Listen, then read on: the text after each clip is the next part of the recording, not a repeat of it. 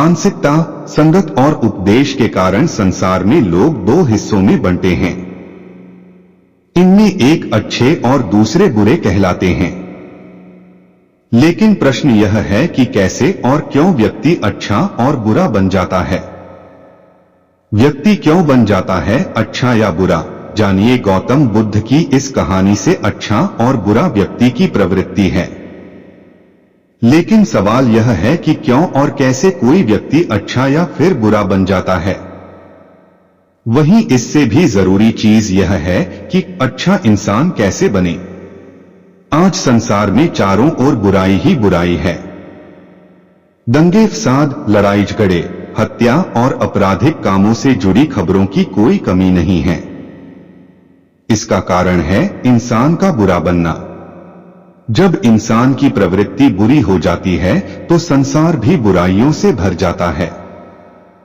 गौतम बुद्ध की इस कहानी से जानेंगे क्यों कोई व्यक्ति बुरा बन जाता है और बुरे काम करने लगता है।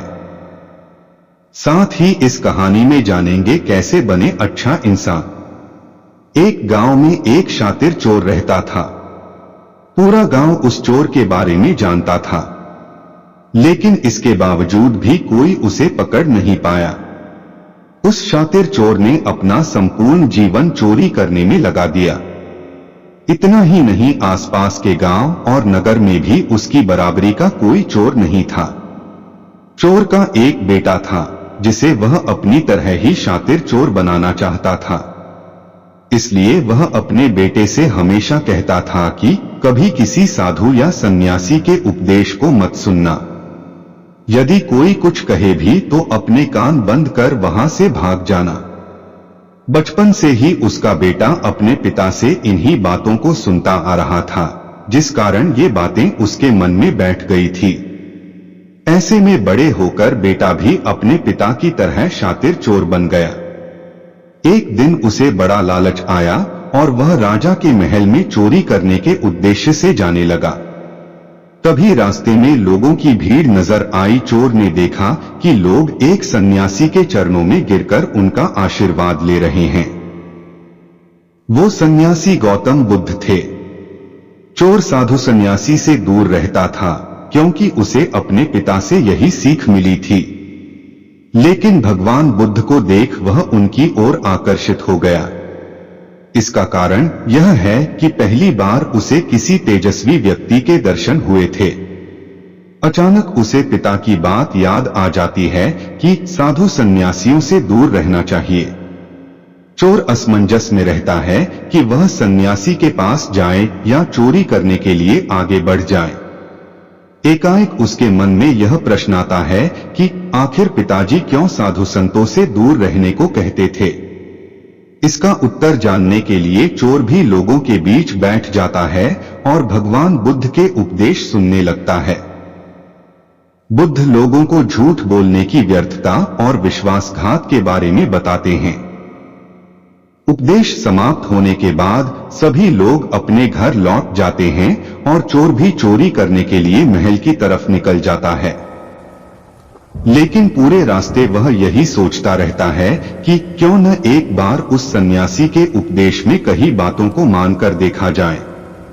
इस तरह से वह चोरी करने के लिए महल की दीवार से कूदने के बजाय महल के द्वार से अंदर जाता है। उसे देख महल के द्वारपाल उसे रोकते हैं और भीतर जाने का कारण पूछते हैं। चोर कहता है, मैं चोर हूं और महल में चोरी करने जा रहा हूं। द्वारपाल उसकी बातें सुनकर हंसने लगते हैं और कहते हैं, जरूर यह महल का सेवक या नौकर होगा और हमसे मजाक कर रहा है। यह सोचकर वे उसे महल के अंदर जाने दे देते हैं। जिसका नमक खाया उसके साथ विश्वासघात नहीं करना चाहिए।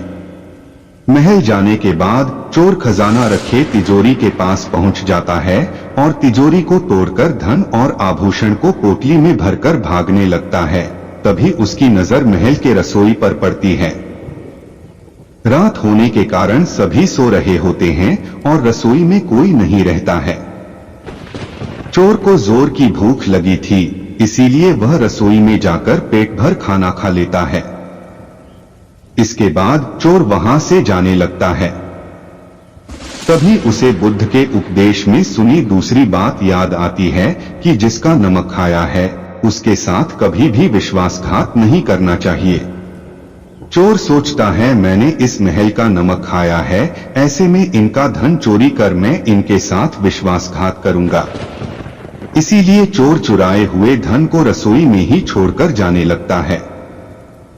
महल के एक व्यक्ति की नजर चोर पर पड़ जाती है और वह शोर मचा देता है, जिससे महल के लोग चोर को पकड़ लेते हैं और राजा के पास ले जाते हैं। राजा चोर से पूछता है कि जब तुमने चोरी कर ली थी तो फिर इसे छोड़कर क्यों जा रहे थे? चोर कहता है एक सन्यासी के उपदेश के कारण। चोर की बात से राजा प्रभावित होते हैं और उससे कहते हैं अगर तुमने ऐसे उपदेश बचपन से ही सुने होते तो तुम कभी चोर बनते ही नहीं। इतना कहकर राजा ने उसे कोई सजा नहीं दी और छोड़ दिया। लेकिन राजा ने उससे कहा कि एक बात याद रखना, सही संगत और सही उपदेश से ही व्यक्ति अच्छा इंसान बनता है। बचपन से ही गलत संगत और गलत उपदेश मिलने के कारण वह बुरा व्यक्ति बन जाता है। संगत और उपदेश व्यक्ति का जीवन बदल देते हैं। दोस्तों, हम आशा करते हैं कि आपको यह कहानी बहुत पसंद आई होगी। आप अपने दोस्तों के पास भी इस कहानी को ज्यादा से ज्यादा शेयर करें और अपना प्यार बनाते रहे। दोस्तों, हम अपनी चैनल पर नई से नई कहानियां लेकर के आते रहते हैं। आप ऐसे ही और कहानियां सुनने के लिए हमारे चैनल को सब्सक्राइब कर ले। धन्यवाद।